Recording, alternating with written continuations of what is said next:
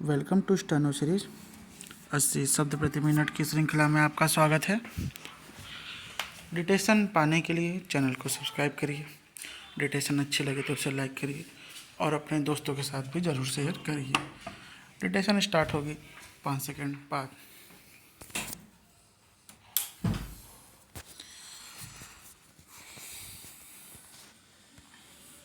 Ready, start. मन के रूप को समझने के लिए अन्वेषण का पथ क्या है? शरीर में जो मैं के रूप में उदित होता है वह मन है। जब कोई खोज करता है कि सर्वप्रथम मैं का विचार शरीर में कहाँ से उदित होता है, तो उसे पता चलता है कि यह हृदय से उदित होता है। वह मन के उदित होने का स्रोत है। मन में उदित होने वाले समस्त विचारों में मैं का विचार प्रथम है। मन स्थिर कैसे होगा? मैं कौन हूँ के अन्वेषण द्वारा ही मन शांत होगा।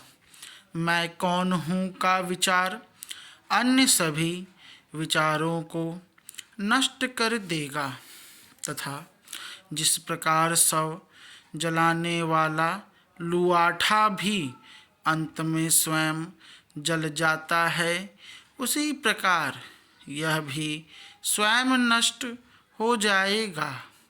तब वहाँ स्वरूप दर्शन होगा। जब व्यक्ति खोज करे कि मैं कौन हूँ, तो मन अपने स्रोत में वापस चला जाता है और उदित विचार शांत हो जाता है। इसके बारंबार अभ्यास से मन अपने स्रोत में रहने की दक्षता विकसित कर लेता है। मन जो सूक्ष्म है, जब बुद्धि व ज्ञानेंद्रियों द्वारा बाहर जाता है तो स्थूल नाम रूप प्रकट होते हैं, और जब यह हृदय में निवास करता है तब नाम रूप विलुप्त हो जाते हैं। मन को बाहर जाने से रोककर उसे हृदय में स्थिर करने को अहम मुख या अंतर्मुखी होना कहते हैं। मन को हृदय से बाहर जाने देने को बहिर्मुखी होना कहते हैं।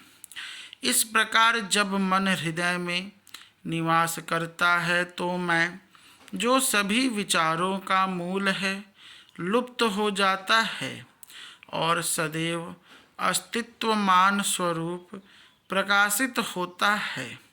व्यक्ति चाहे जो भी करे, उसे बिना मैं के अहंकार के कर्म करना चाहिए। जब कोई इस प्रकार से कर्म करता है तो उसके समक्ष सब कुछ शिव स्वरूप में प्रकट होगा। आत्मविचार के अतिरिक्त कोई अन्य उपाय उपयुक्त नहीं है। यदि दूसरे उपायों से मन नियंत्रण का प्रयास किया जाए तो लगता है कि मन नियंत्रित है, किंतु वह पुनः प्रकट हो जाता है। प्राणायाम द्वारा भी मन स्थिर हो जाएगा, पर वह तभी तक नियंत्रित रहेगा जब तक प्राण नियंत्रित है, और जब श्वसन आरंभ होगा तो मन पुनः गतिशील हो जाएगा और संचित वासनाओं के अनुरूप भटकेगा। मन और प्राण दोनों का स्रोत एक ही है। निश्चित ही विचार मन का रूप है। मैं का विचार मन का प्रथम विचार है और यही अहंकार है। जहाँ से अहंकार उत्पन्न होता है वहीं से श्वसन भी आरंभी होता है। इसलिए जब मन स्थिर होता है तो श्वास नियंत्रित हो जाता है, और जब श्वास नियंत्रित होता है तो मन स्थिर हो जाता है।